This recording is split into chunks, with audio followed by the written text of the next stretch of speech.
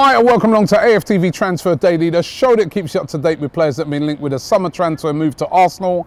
And we've got some real, live, actual signings to talk about today. Real, they're not rumours, they're not what people are reporting, they are actual, real players that we have signed. Martin Odergaard has signed a deal with Arsenal. He's signed on the dotted line. It's a really positive thing for Arsenal. He's going to wear the number 8 shirt and he is in and re-signed for Arsenal, and I think this one's a really positive signing, announced this morning.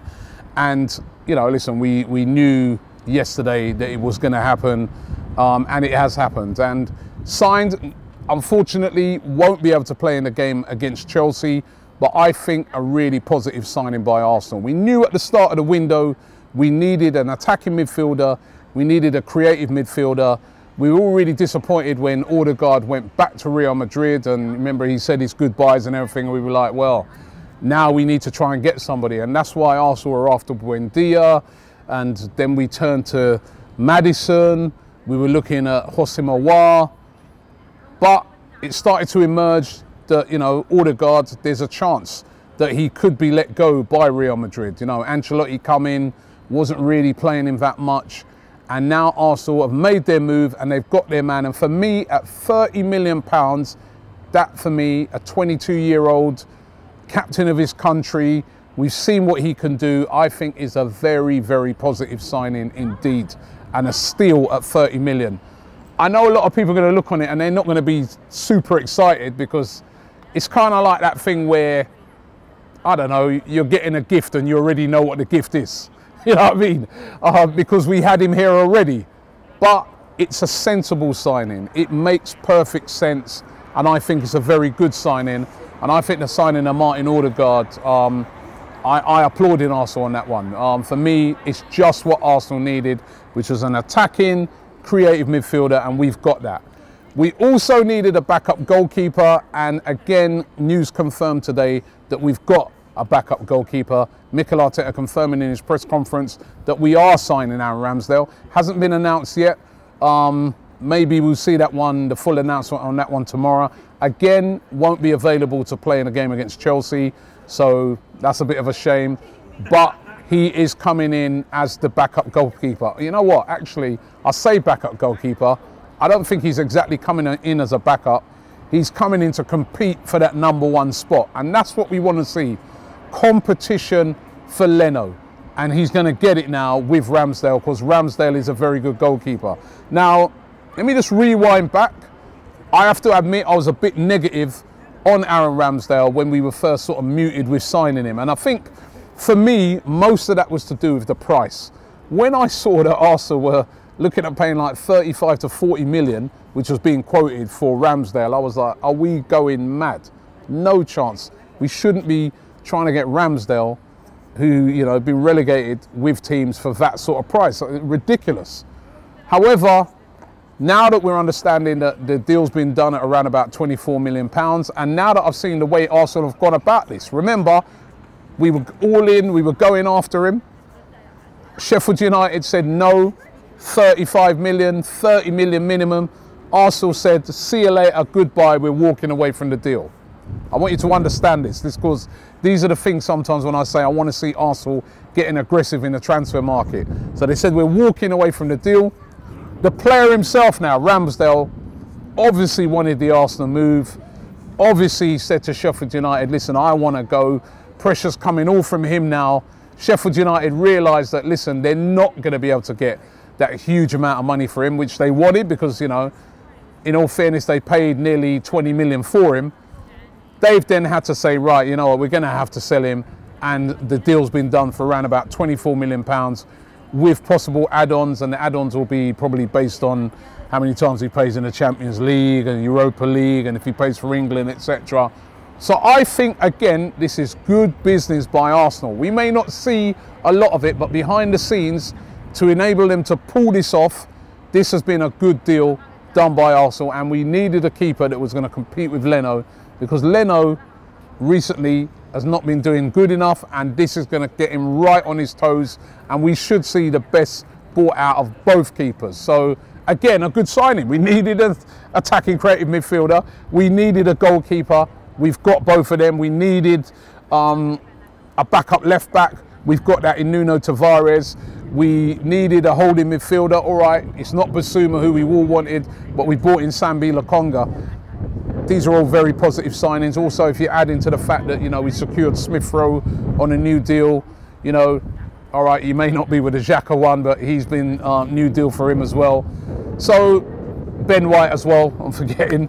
Positive, some positive signings, but what else are we going to do? What else do we need? Still, for me, we need a right back. You know, the right back situation is a problem at the moment. I'd like to see Arsenal go all in now for Max Aarons. Again, it'd be 25, 30 million pounds, but for me, would be perfect. Again, he fits the profile of what we're trying to do. I'd like to see Arsenal go all in for Max Aarons. I'm not saying we're gonna, but that's what I'd like to see us do, because we need a right back. And then what we're going to do about the striker situation. Limited options in that now, as you can see with strikers. Maybe a Dusan Vlahovic from Fiorentina, but he will be very, very expensive. And also that's very dependent on what happens with Lacazette, if we are able to move Lacazette on.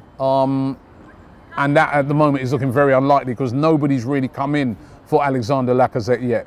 So, and then also we could, and this is going to sound like being greedy, but I'd like to see us possibly go and get Aouar as well, so that we've got Odegaard, Aouar, Smith Rowe, those guys all competing for the positions there in sort of that attacking type of midfielder role. And, you know, not forgetting that Aouar can play a little bit deeper than those other guys as well. So for me, Aouar available at £17 million. He's sort of falling out with the Lyon hierarchy and manager. Again, that's another deal that's there that I'm looking at and say, go and get that done. But maybe I'm being a bit greedy. £129 million spent by Arsenal. That's a lot of money. Have we spent it wisely? I really like to know what you guys think. And obviously, with that amount of money being spent, Arsenal want to bring money in, right? And they're finding it really difficult at the moment to get rid of players. I mean, I was compiling a little list earlier of some of the players that need to be moved out, and there's a lot. Runarsson, surplus to requirements now. Get well soon to him. He's one of the players that got COVID, but Runarsson, we need to move him on. There was rumours linking him with a move to Turkey. Arsenal will be looking to try and move Runarsson and get him off of the wage bill. There's Hector Bellerin, who for the past 2 seasons, it came out the other day, has been saying to Arsenal, I want to move, I need a new challenge.